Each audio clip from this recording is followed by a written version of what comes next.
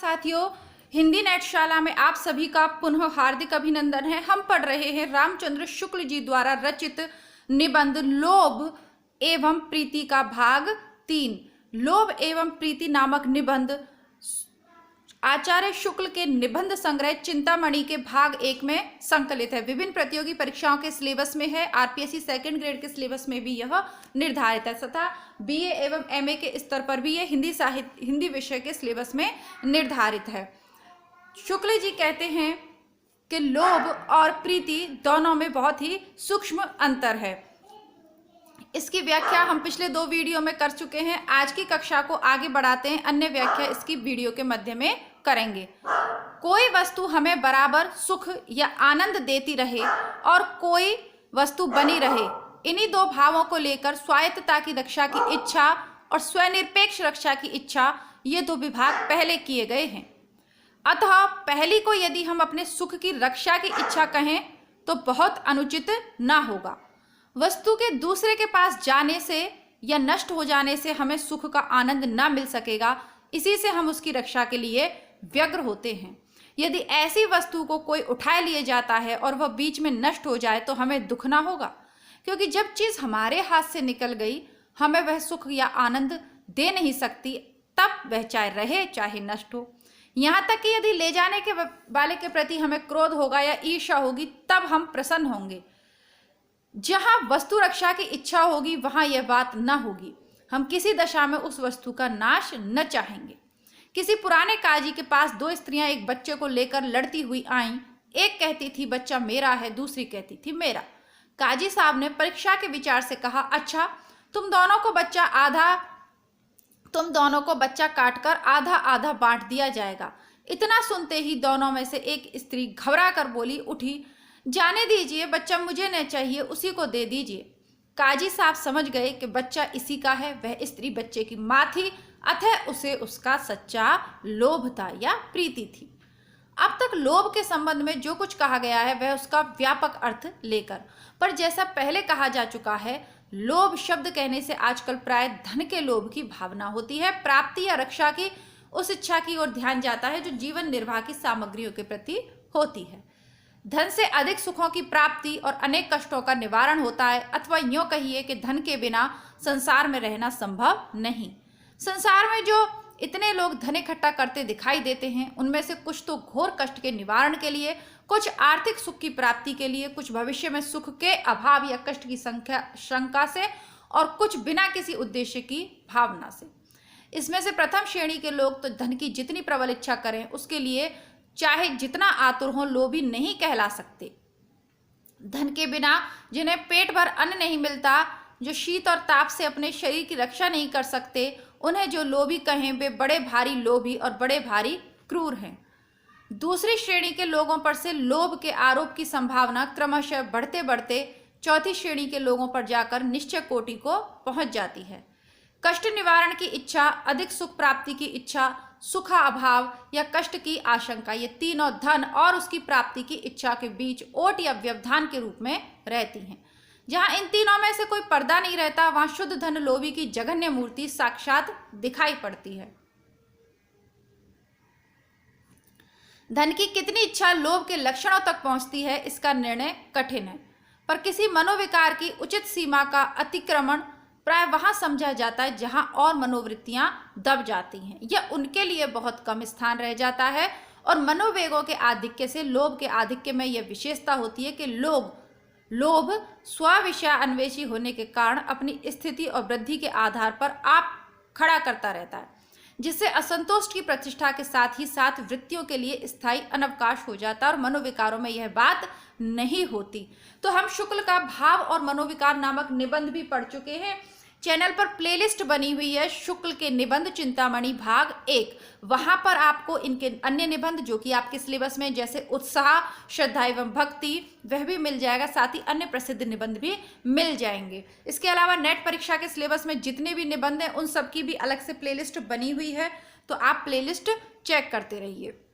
तो आपने मनोविकार नामक निबंध पढ़ा है, छोटा सा है, एक ही वीडियो है उसका, 15-20 मिनट का वीडियो, तो आप अच्छे से इसे समझ पाएंगे। मैंने पहले भी आपसे कहा कि आप श्रद्धा या भक्ति को पढ़ें अथवा लोभ प्रीति या कोई भी इनका मनोविश्लेषणात्मक या विचारात्मक निबंध पढ़ें। सबसे पहले आप एक तो उत्साह निबंध पढ़िए और दूसरा पढ़िए इनका भाव एवं मनोविकार। जब भाव और मनोविकार निबंध आप पढ़ लेते हैं तो बाकी के निबंध आपको इनके आसान लगने लगते हैं।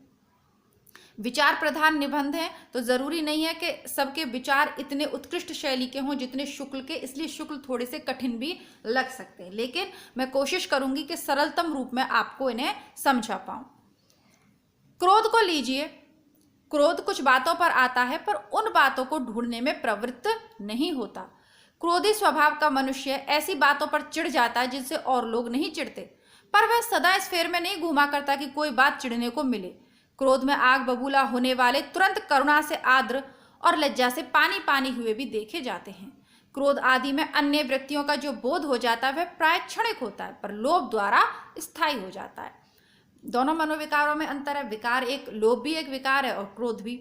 लेकिन शुक्ल कहते हैं कि बात यह है कि लोभ का प्रथम अवयव सुखात्मक होने के कारण लोभी को विषय की ओर बराबर प्रवृत्त रखता है।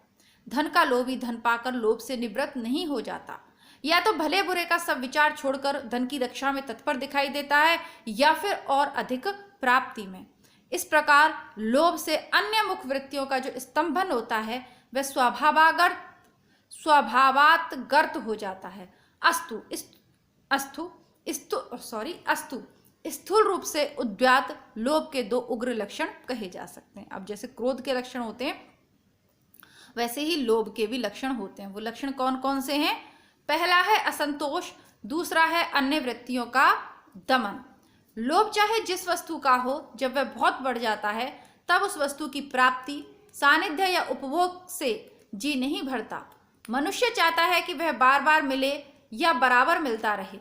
धन का लोभ जब रोग होकर चित्त में घर कर लेता है तब प्राप्ति होने पर भी और प्राप्ति की इच्छा बराबर जगी रहती है, जिससे मनुष्य सदा आतुर और प्राप्त के आनंद से विमुख रहता है।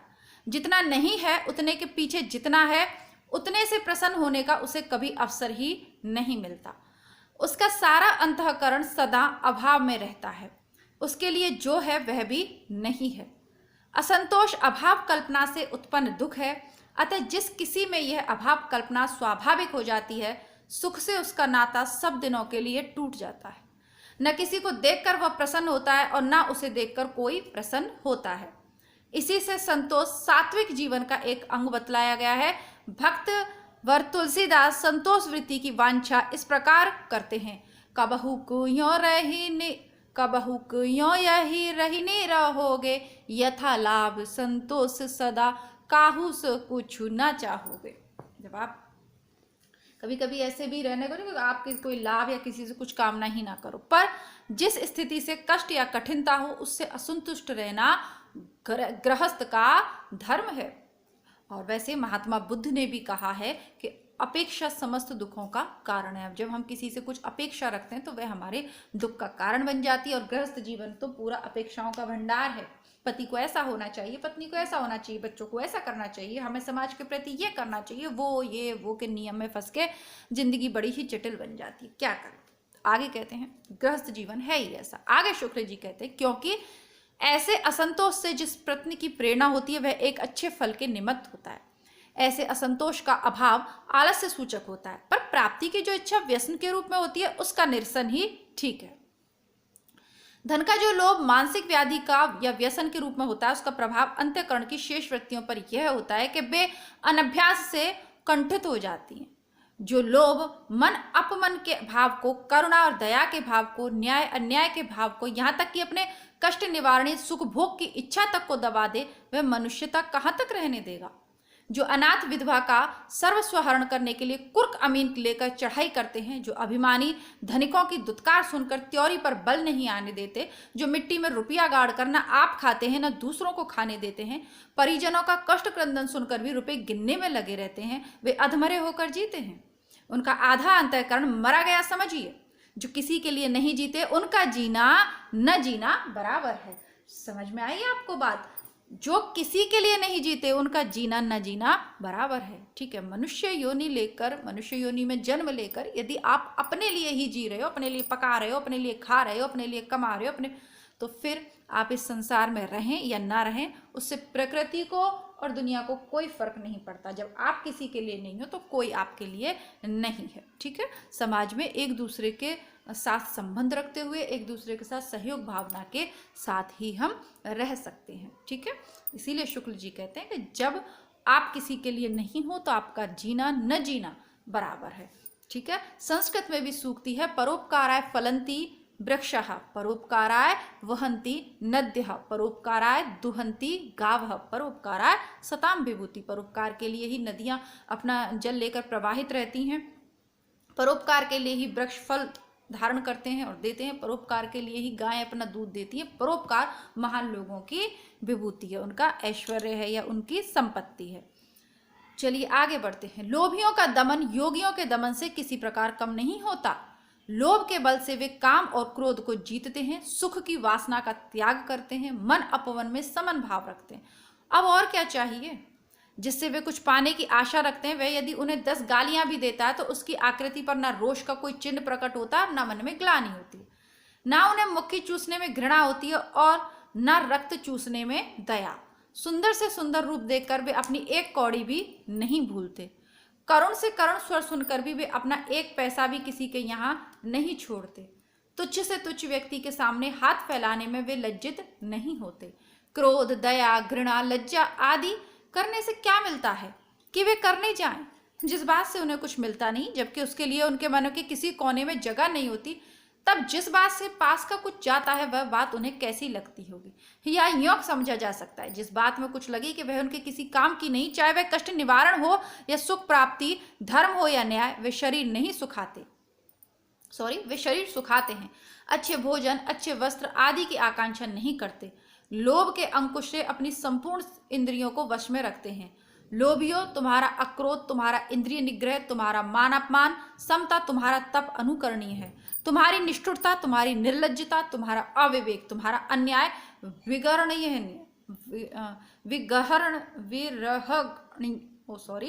विग्रहणीय है। तुम धन्य हो और तुम्हें धिक्कार है। व्यंग्य कर रहे हैं शुक्ल जी कि तुम इतने लोभी हो कि तुम्हें अपना मान अपमान भी नहीं दिखाई देता और तुम लोगों के तलवे चाटते फिरते हो, तो तुम्हें धिक्कार है। पक्के लोभी लक्ष्य भ्रष्ट नहीं होते, कच्चे हो जाते हैं। उन्हें वस्तु को लेने के लिए कई आदमी खींचतान कर रहे होते, किसी वस्तु को लेने के लिए कई आदमी खींचतान कर रहे हैं। उनमें से एक क्रोध में आकर उस वस्तु को नष्ट कर देता, उसे पक्का लोभी नहीं कह सकते, क्योंकि क्रोध ने उसके लोभ को दबा दिया, वह लक्ष्य भ्रष्ट हो गया। अब लोभ का भाव उसका दब गया, क्योंकि क्रोध के में आकर उसने क्या कार्य किया, उस वस्तु को ही नष्ट कर दिया, तो क्रोध हावी हो गया, लोभ का भाव कहीं दब गया। अब एक प्राणी के प्रति दूसरे प्राणी के लोभ का प्रसंग सामने आता है, जिसे प्रीति या प्रेम कहते हैं। अब प्राणियों के बीच में ये तो भाव की बात होगी। अब दो किसी वस्तु के लिए जो प्रेम है या जो चाहत है, उसे आप लोभ की संज्ञा दे सकते हैं कभी कभी, लेकिन दो व्यक्तियों के परस्पर जो संबंध है उसे आप कैसे परिभाषित करेंगे, ये शुक्ल जी समझाते हुए कहते हैं कि यद्यपि किसी व्यक्ति की ओर प्रवृत्ति भी जब तक एकनिष्ठ ना हो लोभी ही कही जा सकती है, पर साधारण बोलचाल भाषा में वस्तु के प्रति मन की जो ललक होती है उसे लोभ, और किसी व्यक्ति के प्रति जो ललक होती है उसे प्रेम कहते हैं। वस्तु और व्यक्ति के विषय में भेद से लोभ के स्वरूप और प्रवृत्ति में बहुत कुछ भेद जान पड़ता है। इससे व्यक्ति के लोभ को अलग नाम दिया गया है, पर मूल में लोभ और प्रेम दोनों एक ही हैं। इसका पता हमारी भाषा ही देती है। किसी रूपवान या रूपवती को देखकर उस पर लुभा जाना बराबर कहा जाता है। अंग्रेजी के प्रेमवाचक शब्द लव, सेक्शन के लुफू और लैटिन के लुबैट का संबंध संस्कृत के लोभ शब्द या लुभ धातु से स्पष्ट लक्षित होता है। वाव, बहुत ही सुंदर। मैंने पहले भी कहा है कि संस्कृत सब भाषाओं की जननी है। अंग्रेजी के तो बहुत सारे शब्द हैं, है ना, जैसे मात्र से मदर, तो बहुत सारे ऐसे शब्द हैं जिन पर विचार करेंगे फिर जो लगता है कि इनके मूल में संस्कृत ही है और प्रारंभिक बोली संस्कृत ही थी। किसी व्यक्ति का लोभ वस्तु के लोभ से कितना विलक्षण होता है यह अब देखना चाहिए। वस्तु के प्रति लोभ अलग है और व्यक्ति के प्रति अलग। तो आप लोग अब तक भी वीडियो को देख रहे हैं, लाइक नहीं किया है तो आप लोग बड़े कंजूस टाइप के लोग हैं जो लाइक नहीं करते, तो वीडियो को लाइक करिए। अच्छा लग रहा है अपने मित्रों में भी शेयर कीजिएगा। साथ ही साथ आप लोगों से मैं ये कहना चाहूँगी कि हमारा जो दूसरा चैनल है जो बुक्स के लिए हिंदी बुकशाला, उसे आप लोग सब्सक्राइब कर लें। आपके सिलेबस की अन्य सभी बुक्स आपको वहाँ मिलेंगी, जिसमें आपके 9th से 12th की जो सिलेबस की बुक्स लगी हुई है वह भी आपको मिलेंगी। लहरों के राजहंस है, आपकी कहानियाँ हैं, या आप फर्स्ट ग्रेड की तैयारी कर रहे हो, कॉलेज लेक्चरर की कर रहे हो, असिस्टेंट प्रोफेसर कॉलेज लेक्चरर एक ही बात है, या नेट की कर रहे हो, किसी भी परीक्षा की तैयारी के लिए आप कर रहे हो, बीए कर रहे हो, एमए कर रहे हो, तो हिंदी बुकशाला चैनल को सब्सक्राइब करिएगा, क्योंकि वहाँ आपको एक ही जगह आपके सिलेबस की सारी बुक्स मिल जाएंगी। लिंक उसका आपको डिस्क्रिप्शन बॉक्स में मैं दे दूंगी। किसी व्यक्ति का लोभ वस्तु के लोभ से कितना विलक्षण होता है, अब यह देखना चाहिए। विलक्षणता का सबसे बड़ा कारण है दोनों पक्षों में मन है इस तत्व का विधन। जो लुब्धा होता है उसके भी हृदय होता है, जिस पर वह लुब्ध होता है उसके भी। अतः किसी व्यक्ति का लोभ ही उस व्यक्ति से केवल बाह्य संपर्क रखकर ही तुष्ट नहीं हो सकता, उसका हृदय का संपर्क भी चाहता है। अतः मनुष्य का मनुष्य के साथ जितना गूढ़, जटिल और व्यापक संबंध होता है, उतना वस्तु के साथ नहीं। वस्तु लोभ के आश्रय और आलंबन, इन दोनों पक्षों में भिन्न भिन्न कोटि की सत्ताएं रहती हैं। ठीक है, जैसे आपने वस्तु के प्रति आकर्षित हुए, उस वस्तु को खरीदना चाहते हो, तो वो एक पक्षी है, क्योंकि वस्तु निर्जीव है। लेकिन जब आप किसी से प्रेम करते हो, प्रीति करते हो, तो उस व्यक्ति का स्नेह भी आपको मिले, ये दो तरफा व्यापार है ना, ये दोहरी रहा है ना, वन वे रोड तो है नहीं प्रेम का, तो 2 साइड रोड है, तो उधर से भी फिर आप आकांक्षा करने लगते हो और यहीं से समस्या शुरू हो जाती है। तो इसे ही प्रीति का नाम कहते हैं। तो ये भी एक प्रकार का लोभ ही है। पर प्रेम एक ही कोटि की 2 सत्ताओं का योग है, इससे कहीं अधिक गूढ़ और पूर्ण होता है। वस्तु के भीतर लोभी चेतना का कोई विधन नहीं देखता जिस पर प्रभाव डालने का वह प्रयत्न करे, पर प्रेमी प्रिय की अंतर्वृत्ति पर प्रभाव डालने में तत्पर रहा करता है। प्रभाव डालने की यह वासना प्रेम उत्पन्न होने के साथ ही जगती है और बढ़ती चली जाती है। वस्तु पर लुब्धा होकर कोई उस चिंता में नहीं पड़ता कि उस वस्तु को मालूम हो जाए कि वह उस पर लुब्धा है, पर किसी पर लुब्धा या प्रेमासक्त होते ही प्रेमी इस बात के लिए आतुर होने लगता है कि प्रिय को उसके प्रेम की सूचना मिल जाए। उसे इस बात की चिंता रहती है कि प्रिय को भी उससे प्रेम हो गया है, कम से कम उसके प्रेम का पता लग गया है या नहीं ना। वह निर्मोहिनी रूप की राशि जऊ और हेतु न ठानती हुए है, बार ही बार विलोक घरी घरी सूरत तो पहचानती हुए है। ठाकुर या मन को प्रतीति है जो पे स्नेह न मानती है, आवत है नित मेरे लिए इतने तो विशेष के जानती है ना। तो पनिया भरन के बहाने आ जा, है ना, नीचे वाली लाइन देखिए, आती है नित मेरे हित के इतने विशेष जानती है, वो मेरे ही हित के लिए आ रही है, मुझ इतना मैं जरूर जानता हूँ। तो ये ठाकुर की प्रसिद्ध पंक्तियां हैं। ठाकुर ठसक इनका प्रमुख ग्रंथ है जो पूछा जाता है परीक्षाओं में। बाकी रामचंद्र शुक्ल का इतिहास ग्रंथ पढ़ा है आपने, तो ठाकुर, बोधा, आलम, घनानंद, इनसे आप परिचित होंगे। ठीक है, तो ये ठाकुर जो हैं ये रीति मुक्त काव्य धारा के कवि हैं। ठीक है, रीति साहित्य के अंतर्गत इनका साहित्य आता है। शुक्ल की बुक पढ़ी है आपने तो जरूर जानते होंगे। इसके अलावा यदि 2nd ग्रेड की तैयारी, टीजीटी स्तर की तैयारी कर रहे हैं, तो हिंदी साहित्य का सरल इतिहास बुक चैनल पे उपलब्ध है, उसे आप अवश्य पढ़ें। अभी तक नहीं पढ़ी है, पढ़ना प्रारंभ कर दीजिए, आपको बहुत सारी चीज़ें सरल लगने लग जाएंगी, क्योंकि व्यापक व्याख्या करके जब हम किसी चीज़ को पढ़ लेते हैं तो उसके बाद अन्य चीज़ें जो उससे संबंध हैं वो सरल हो जाती है ना। और भी बहुत सारे गानों में आपको ये भाव देखने को मिल जाते हैं। जैसे मैंने आपसे कहा कि साहित्य और फिल्मों का एक जो है एक दूसरे पर निर्भर है। एक जान गए हम जान गए सब एक वो ही ना जाने, इस तरीके के भी बहुत सारे गाने हैं। खैर आगे बढ़ते हैं। इस प्रवृत्ति के मूल में कई बातें दिखाई पड़ती हैं। पहली बात तो तुष्टि का विधन है। लोभी या प्रेमी सानिध्य या संपर्क द्वारा तुष्ट होना चाहता है। वस्तु के सानिध्य या संपर्क के लिए तो वस्तु की ओर से किसी प्रकार की स्वीकृति या प्रयत्न की अपेक्षा नहीं, पर किसी चेतन प्राणी से प्रेम करके कोई उसके सानिध्य या संपर्क की आशा कब तक नहीं कर सकता, जब तक कि वह उसमें भी सानिध्य या संपर्क की इच्छा ना उत्पन्न कर ले। दूसरी बात यह है कि प्रेम का पूर्ण विकास तभी होता है जब 2 हृदय एक दूसरे की ओर क्रमशः खिंचते हुए मिल जाते हैं। इस अंतर्योग के बिना प्रेम की सफलता नहीं मानी जा सकती। अतः प्रिय को अपने प्रेम की सूचना देना उसके मन को अपने मन से मिलाने के लिए न्योता देना है।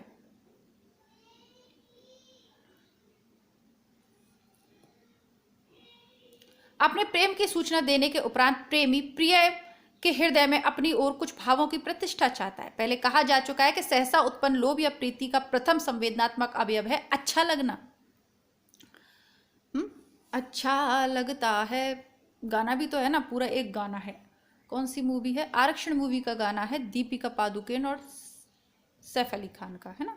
झटक कर जुल्फ जब तुम बालिए से आजाद करती हो, अच्छा लगता है। तो ये क्या है? ये अच्छा लगना क्या है? लोभ या प्रीति का प्रथम संवेदात्मक अवयव है।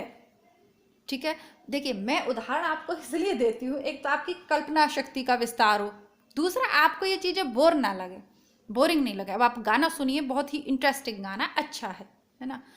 तो अगर आप प्रेम में हैं तो आपको 100% अच्छा लगने वाला है वो गाना, और अगर उस अवस्था से आगे आ चुके हैं तो शायद नहीं लगे, लेकिन फिर भी सुन लेना। लोभ एवं प्रीति निबंध से संबंधित थोड़ा अच्छा लग जाए तो अच्छी बात है। हाँ खैर, आगे बढ़ते हैं। सुना भी होगा आपने, सुना है क्या गाना? कमेंट बॉक्स में लिखिएगा। चलिए आगे देखते हैं। वस्तु के संबंध में तो उसी वस्तु का अच्छा लगना काफी होता है। लोभियों को इस फेर में नहीं पड़ना पड़ता कि कोई वस्तु उन्हें अच्छी लग रही है, उसे वे भी अच्छे लगें। पर प्रेमी यह चाहने लगता है कि जिस प्रकार प्रिय मुझे अच्छा लगता है उसी प्रकार मैं भी प्रिय को अच्छा लगूं। वह अपना सारा अच्छापन किसी न किसी बहाने उसके सामने रखना चाहता है। यह बराबर देखने में आता है कि जब किसी नवयुवक का चित्त किसी युवती की ओर आकर्षित होता है, तब ऐसे स्थानों पर जाते समय जहां उसके दिखाई पड़ने की संभावना होती है, उसका ध्यान कपड़े लत्तों की सफाई और सजावट की ओर कुछ अधिक हो जाता है। सामने होने पर बातचीत और चेष्टा के भी एक खास ढंग देखा जाता है। अवसर पड़ने पर चित्त की कोमलता, सुशीलता, वीरता, निपुणता इत्यादि का भी प्रदर्शन होता है।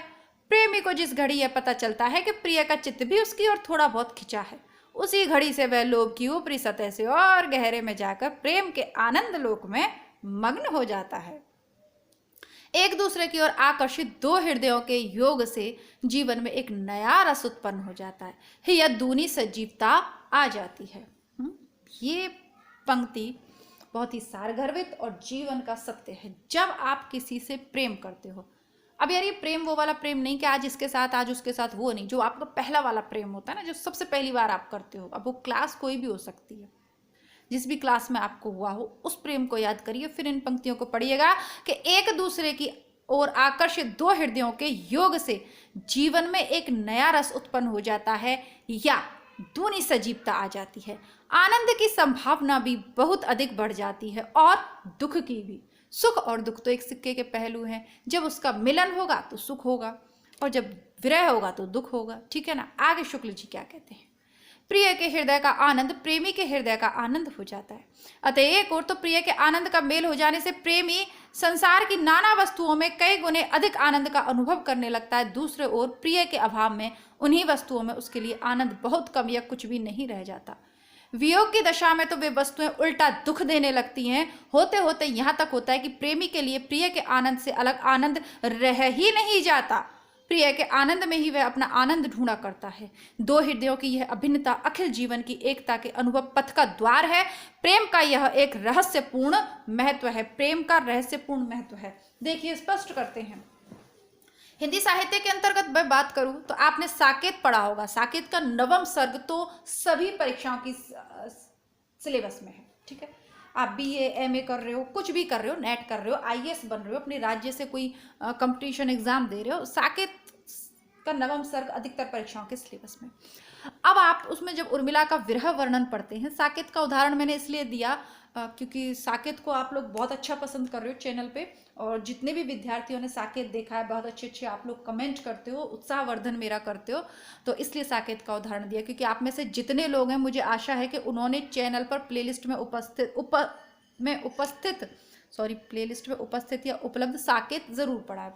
तो जो चीजें जो चंद्रमा की शीतलता, पानी की ठंडक और चंद्रमा की चांदनी किरणें, रोशनी, चिड़िया, कोयल, जो भी चीजें उर्मिला को लक्ष्मण के साथ होने पर और अधिक प्रेम भावना से उद्दीप्त कर देती थी, वही जब लक्ष्मण उससे दूर हो जाता है तो वह उर्मिला को जलाने लगती हैं। वह चीज, वो शीतलता भी उर्मिला के लिए जलते हुए अंगारे के समान बन जाती है। क्यों? क्योंकि वह विरह दुख से व्याप्त हो जाता है उसका हृदय। अब होता क्या है, धीरे धीरे जब हम किसी से प्रेम करते हैं तो जो उससे अच्छा लगता है, उसकी खुशी के लिए, उसे अच्छा लगने के लिए, है ना, गाना भी तो है, सुना है आपने गाना, बहुत ही अच्छा सा गाना है, अब फिल्म तो मुझे याद नहीं आ रही, सोनाक्षी सिन्हा के ऊपर ये फिल्माया गया गाना है संवार लूं, है ना। इस गाने के बोल हैं रणवीर सिंह और सोनाक्षी सिन्हा पे। संवार लूं लुटेरा या ऐसे करके कोई फिल्म है उसका, है ना। और सजना है मुझे सजना के लिए, पुराना गाना है। तो अब स्त्री पुरुष का यहाँ पे मैं भेद नहीं कर रही हूँ, दोनों के लिए ये है कि जब आप किसी से सच्चा प्रेम करते हो ना, तो जो उसे अच्छा लग रहा है उसे खुशी देना, उसके लिए सरप्राइज देना, उस पर आप अपनी कमाई भी खुशी खुशी लुटा देते हो, आपको दुख नहीं होता। धीरे धीरे क्या होता है कि दोनों हृदयों में अखिल जीवन की एकता के अनुभव पथ का द्वार है, तो दोनों हृदय एक होने लग जाते हैं। जो उसे अच्छा लग रहा है वो हम करने की कोशिश करने लगते हैं, तब हम उससे सच्चा प्रेम करते हैं। लेकिन जब हम टाइम पास के लिए किसी को यूज़ कर रहे हैं तो हम हिसाब किताब रखते हैं कि हमारे इतने रुपए आज उसके चक्कर में खर्च हो गए, है ना। और जब हम इसी उद्देश्य से, क्योंकि ऐसे बहुत सारे उदाहरण आसपास देखने को मिलते हैं कि चाहे लड़की हो चाहे लड़का, सब सोचते हैं कि अमीर से मित्रता कर ली जाए, कम से कम कुछ खर्चा पानी ही चलेगा, बढ़िया आप रेस्टोरेंट में घूमने करने को मिलेगा, बढ़िया चाय कॉफ़ी। तो इस तरीके की प्रेम जो लोग करते हैं उनके लिए ये बातें बिल्कुल बकवास हैं। बाकी जिसने अपनी ज़िंदगी में एक बार भी सच्चा हृदय से प्रेम किया है वो इस चीज़ को महसूस करता है कि अखिल जीवन की एकता के अनुभव पथ का द्वार है प्रेम का, यह रहस्यपूर्ण महत्व है। जीवन की एकता आ जाती है। विवाह के बाद ये चीज़ बहुत अच्छे से समझ में आ पाती है। और ठीक है, तो बाकी हाँ भाई, मैंने तो प्रेम किया है तो मुझे ये चीज़ बिल्कुल अच्छे से पता है। आगे बढ़ते हैं।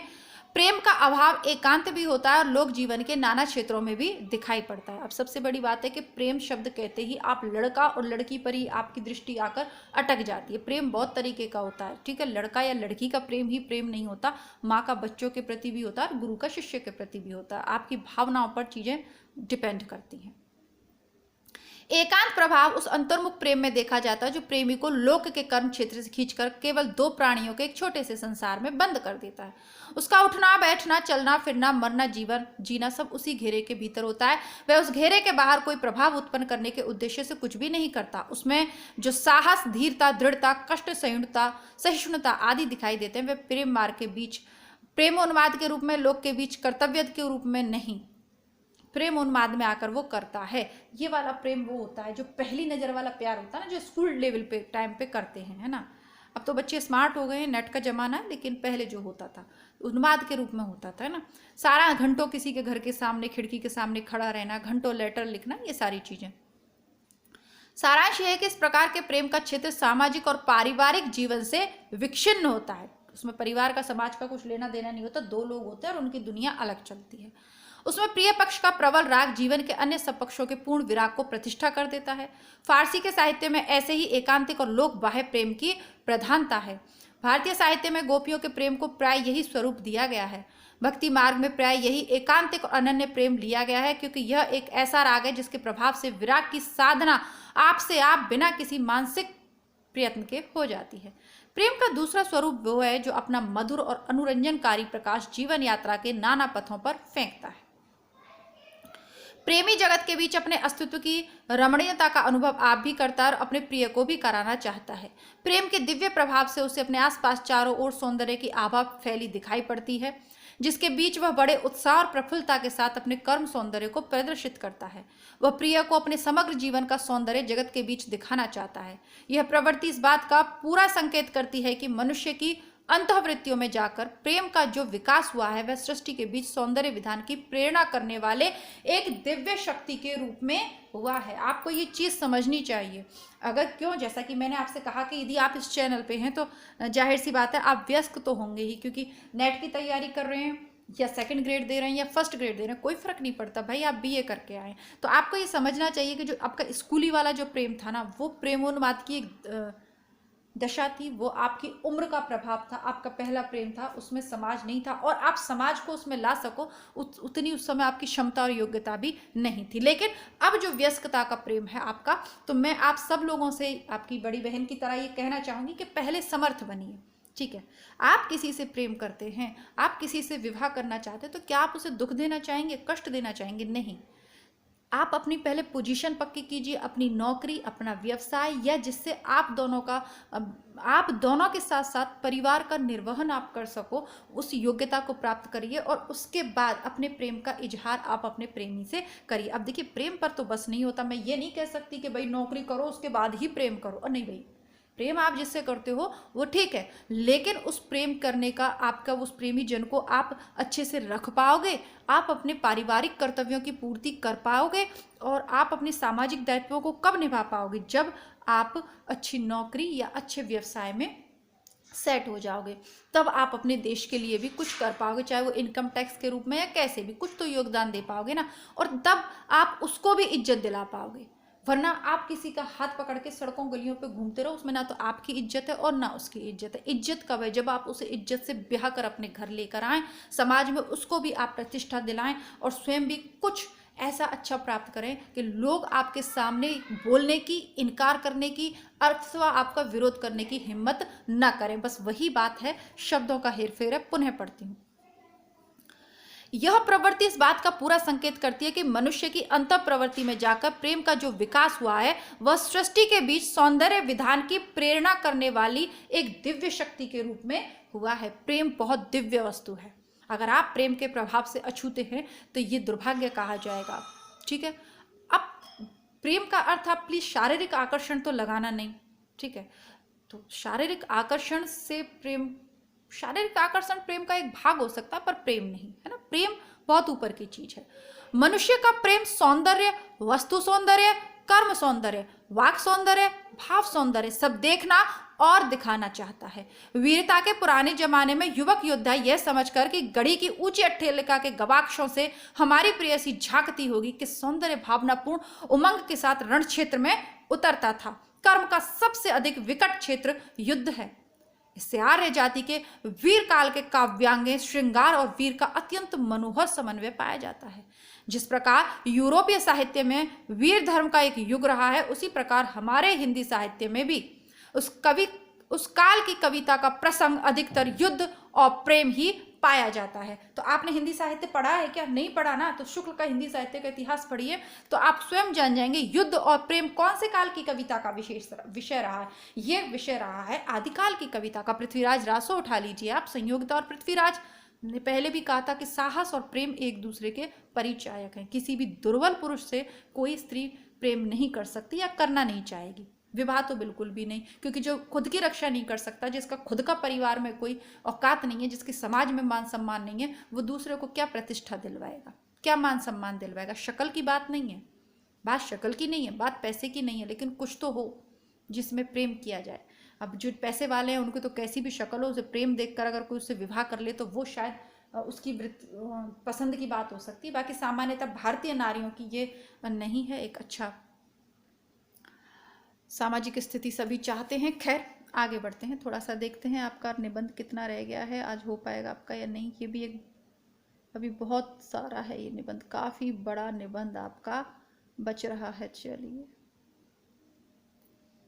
ठीक है, तो क्या किया जाए अब? इसको वीडियो आपका 30 मिनट से ऊपर का हो गया है और काफ़ी पढ़ लिया है, थोड़ा सा कठिन भी रहा है। वीडियो को समाप्त करते हैं क्योंकि इस वीडियो में ये फिर भी पूरा नहीं हो पाएगा। ठीक है, श्रद्धा और भक्ति निबंध सिलेबस में है, पढ़ लीजिएगा 2nd ग्रेड के में। बाकी के कविता क्या है, निबंध है, प्लेलिस्ट से पढ़िए, कहानियाँ पढ़िए, साथ ही साथ बुकशाला को सब्सक्राइब कीजिए, अपने कोचिंग के क्लास के अन्य मित्रों को भी जोड़िए। धन्यवाद, नमस्कार, जय हिंद। ठीक है,